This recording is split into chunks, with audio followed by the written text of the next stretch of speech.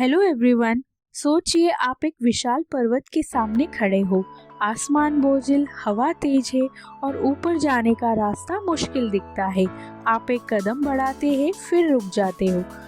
आप अपने आप से कहते हो कि आज नहीं, कभी और चढ़ूंगा। दिन बीत जाते हैं, हफ्ते बीत जाते हैं, लेकिन पहाड़ वही खड़ा रहता है, शांत, अड़िग, आपका इंतजार करते हुए। धीरे धीरे आपको लगने लगता है कि पहाड़ ही आपका सबसे बड़ा दुश्मन है, बहुत बड़ा, बहुत कठिन, बहुत दर्द देने वाला। फिर एक दिन एक छोटी सी सच्चाई आपके अंदर जागती है। क्या पता यह पहाड़ आपके रास्ते में नहीं, क्या पता यही पहाड़ आपका रास्ता हो। यही बात इस किताब का मूल सार है, जिसका नाम है द माउंटेन इज यू।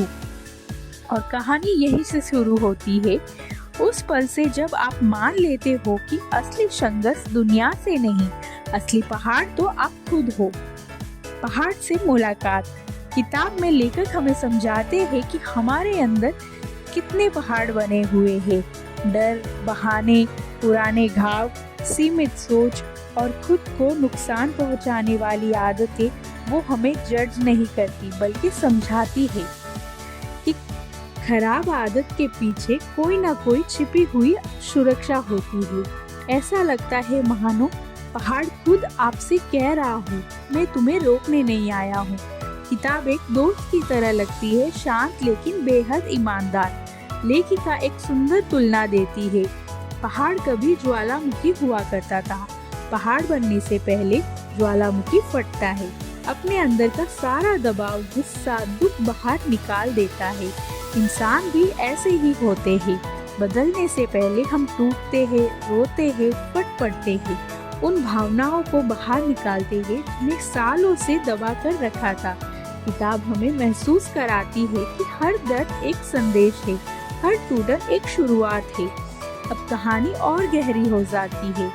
हम अक्सर सोचते हैं, मैं अच्छी चीजें क्यों बिगाड़ देता हूँ, मैं बार बार वही गलतियाँ क्यों दोहराता हूँ, मैं सफलता से ठीक पहले क्यों रुक जाता हूँ। लेखक कहते हैं, आपके पास समस्याएं नहीं हैं, आपके पास एक पैटर्न है। ये पैटर्न आपने सालों पहले सीखे थे खुद को बचाने के लिए, लेकिन अब वही आपको रोक रहे हैं। ये दर्दनाक भी है, लेकिन बेहद हीलिंग भी। दूसरी किताबें में पहाड़ चढ़ना मतलब बाहर की चीजें बदलना होता है, नौकरी, रिश्ते, आदतें। लेकिन यहाँ चढ़ाई अंदर से शुरू होती है।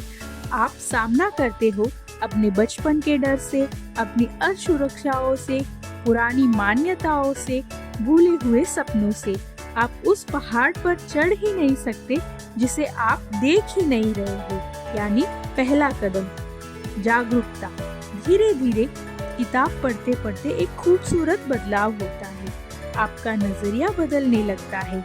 आप पूछना छोड़ देते हो कि ये मेरे साथ ही क्यों होता है, और ये पूछना शुरू करते हो कि ये मुझे क्या सिखा रहा है। और जो पहाड़ कभी भारी लगता था, वही आपका घर, आपकी ताकत बन जाता है, क्योंकि आप समझ जाते हो कि मकसद पहाड़ को हराने का नहीं था, मकसद खुद को मजबूत बनाने का था कि आप इसे चढ़ सके। किताब हमें बताती है कि असली बदलाव बड़े शोर के साथ नहीं आता है, वो धीरे धीरे आता है, छोटी छोटी आदतों से प्रकट होता है। जरूरी जगह पर ना कहना, डर लगने पर भी हाँ कहना, पुरानी कहानियों को छोड़ना, आरामदायक दर्द की जगह असली हीलिंग चुनना, यही असली प्रगति है। एक दिन में नहीं, 1000 छोटे छोटे फैसलों में। और एक दिन आप पीछे मुड़कर देखते हो और कहते हो कि मैं पहले जैसा बिल्कुल नहीं हूँ।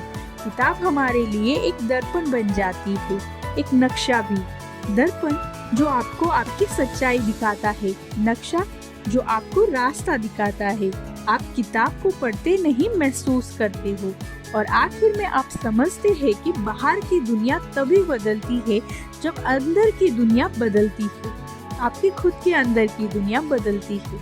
और जब आप उस पहाड़ की चोटी पर पहुंचते हो, तो आपको कोई नजारा नहीं मिलता, आपको खुद का नया रूप मिलता है। यही बात मुझे सबसे अच्छी लगी इस किताब के बारे में। आपको ये किताब जरूर रीड करनी चाहिए। Thank you.